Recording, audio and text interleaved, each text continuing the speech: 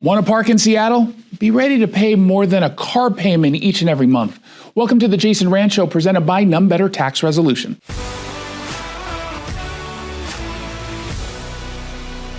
I've been thinking about purchasing a car, but then I found out how much parking would be in my apartment building. And it became another reminder that Seattle Democrats, they don't want me or you or anyone to purchase and drive a car.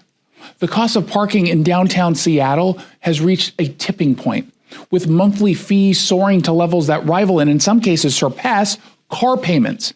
In my apartment complex, tenants are asked to pay a staggering $335 a month for a parking spot. It doesn't even come with a personal masseuse or a morning cappuccino or weekly car washes and detailing. This maddening situation is a direct consequence of Democratic policies that have systematically dismantled parking requirements for the new developments, while simultaneously reducing the availability of affordable street parking. In 2012, Seattle made a decision to eliminate parking mandates for new residential developments near transit corridors. Then the city updated mandates that didn't force per unit parking spots. This policy shift was intended to promote public transportation use in bikes while reducing a reliance on personal vehicles.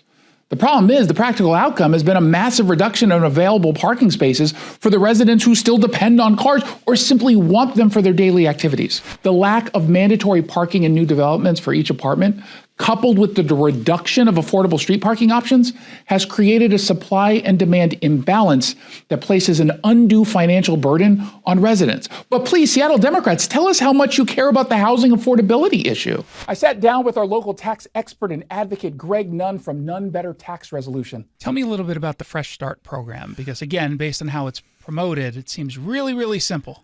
This Fresh Start program and that phrase has been around for many, many, many years now. But it's a great marketing tool to say, hey, fresh start. And in a way, for those that qualify, it is. What it essentially is an offer in compromise. And to get that, there's two main criteria a person must qualify for. One, they must have limited or no equity in assets. So generally, anyone in the Puget Sound region that owns a home and has for several years, they're going to have a lot of equity. They won't qualify. And the other is an income level. And that all depends upon your family size about how much income that could be. But both of those standards need to be met to qualify. Most people do not.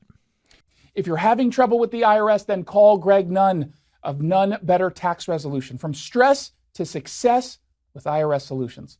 425-947-1967. Or Google NUNN, None Better Tax Resolution. Did you like that commentary? Make sure you subscribe to the podcast of The Jason Rantz Show. Get it at ktth.com or wherever it is you download your podcasts.